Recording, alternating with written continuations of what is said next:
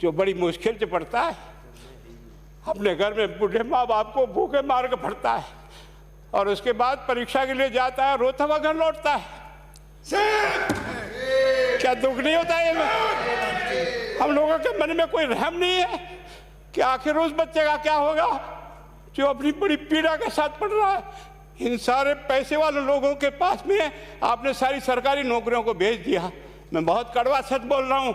आज जो पिछले 8 साल में नौकरी में लगे ना, उन सब का भी पोस्टमार्टम कराओ, आपको लगेगा आधा फर्जी मामला निकलेगा। कोई है नहीं, कोई सोचने वाला है इस पर कि आखिर उसके दर्द को कौन जानेगा, है ना। जिस प्रकार से हमने परीक्षा के माध्यम से इन पैसे वाले लोगों को उतार करके सारे के सारे उन गरीबों की आशाओं के ऊपर पानी फेर दिया। रात और दिन पढ़ता है, भूखा प्यासा पढ़ता है, घर बेच करके पढ़ता है, खेत बेच करके पढ़ता है, लेकिन जब उसका सिलेक्शन नहीं होता तो जहर खा के मरता है। कोई इस पीड़ा को समझने के लिए तैयार नहीं है। और हम इस कानून को ला करके दुनिया को बताना चाह रहे हैं कि हमने इतना बड़ा कानून कर दिया, इस कानून से कुछ भी नहीं होगा। मैं आज आपको कह रहा हूँ,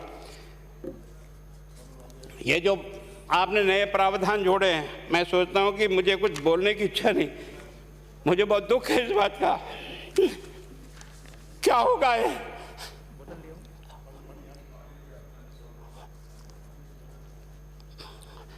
किस तरह की गैंग पाल ली है हमने, पानी पिला दो, है ना। मैं उस दिन भी पूछा था कि मैंने कहा ये शिक्षा संकुल पे है, जिन लोगों को ड्यूटी पे लगाया, इसको लगाने वाला दोषी कौन है, जिसके कारण से पेपर जो है ना काट करके निकाल दिया। ये तो ठीक है, भाग्य हमारा अच्छा था कि सवाई माधोपुर की घटना खुट गई और एसओजी को उसमें हाथ में लग करके कुछ केस लग गया।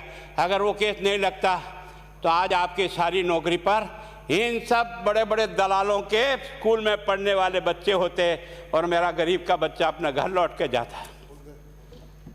क्या दुर्भाग्य है।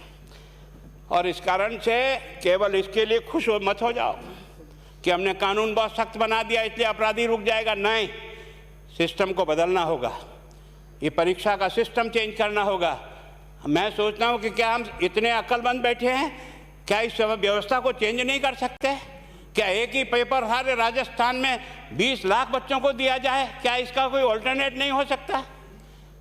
इसका ऑल्टरनेट सोचना चाहिए कि हम परीक्षा को टुकड़े टुकड़ों में कैसे कर सकते हैं।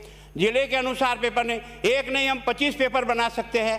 कौन से सेंटर पर कौन सा पेपर जाएगा कोई तय नहीं करेगा कौन सा जाएगा, और हम जो इच्छा होगी उस सेंटर पे वो पेपर भेजेंगे। और ये जितने भी प्राइवेट कॉलेजों में आपने सेंटर बना रखे उनको बंद करो, इनको तुरंत बंद करिए एक ऑर्डर से।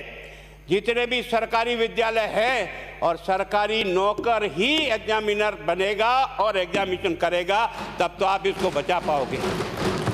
ताकि आप और मैं कितने भी कानून बदल कर दें, आपका वो जांच करेगा, आपका वो अधिकारी आएगा। आपने कहा भाई सेशन जज के नीचे नियुक्ति नहीं होगी, इसके अलग से कोर्ट होगा, बहुत अच्छी बात है। प्रोविजन जो आपने डाले हैं वो स्वागत योग्य, स्वागत करता हूँ, पर इन प्रोविजन को लागू तो आप और मैं ही करूँगा, कौन करेगा?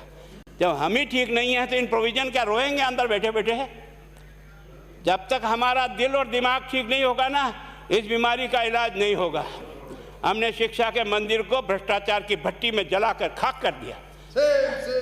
दुर्भाग्य हमारा, जहाँ से कोई आशा की किरण दिखती थी उस गरीब को कि चलो मैं अपनी मेहनत से आगे बढ़ जाऊँगा, लेकिन अब वो निराशा में आ गया। उसको लगा कि अब कोई रास्ता नहीं है। और इस कारण से मैं सोचता हूं कि आप जिस भावना से लाया, मैं आपकी भावना की इज्जत करता हूं, लेकिन केवल आपकी भावना इन बेईमानों को नहीं रोक सकेगी। इसको रोकने के लिए हमको सिस्टम को बदल करके और तुरंत उस पर ध्यान करना चाहिए। कानून 302 का बना हुआ है, क्या मर्डर रुक गए? आप भी जान रहे हो, रोज के रोज पोक्सो कोर्ट में आजीवन कारावास हो रहा, क्या व्यभिचार रुक गया है? अपराधी को दंड मिल सकता है, अपराध बंद नहीं हो सकता है। अपराध बंद करने के लिए जो सिस्टम होते हैं उस सिस्टम में चलो। एकमात्र इस देश में भ्रष्टाचार की भट्टी में देश जल रहा था, केवल और केवल एक तरह से प्रत्येक व्यक्ति का खाता खुलवाकर देश के प्रधानमंत्री में सारा का सारा बेनिफिट उसका सीधा खाते में डाला। बेईमानों को चोट लगी नहीं लगी, उस तरफ अपना दिमाग बचाओ, उस तरफ अपना दिमाग लगाओ कि इस बीमारी का इलाज कहाँ है और कैसे हो, इस बारे में चिंता करने की कोशिश करो। मैं कई बार इधर सीकर और इधर गया तो मैं सोचता हूँ कोचिंग संस्थान की बिल्डिंग देंगे ना तो टोपी गिर जाए नीचे से। क्या चीज़ है यार, भगवान ने क्या लक्ष्मी वहीं बरसाई है। और जो बाकी संस्थाएं हैं उसका कारण ये है कि हमने अपनी दुकान को इतनी कमज़ोर कर दी है कि जहाँ बच्चे अच्छी तरह से शिक्षा लेकर के हम जैसे गरीब पढ़ करके यहाँ आ गए, अब वो रास्ते नहीं हैं। और इस कारण से मेरी बहुत विनम्र प्रार्थना है, इस बीमारी का इलाज चाहिए बच्चे को, कानून से नहीं होगा, कानून के अलावा होगा, और उसमें आपका धन्यवाद। Thank you.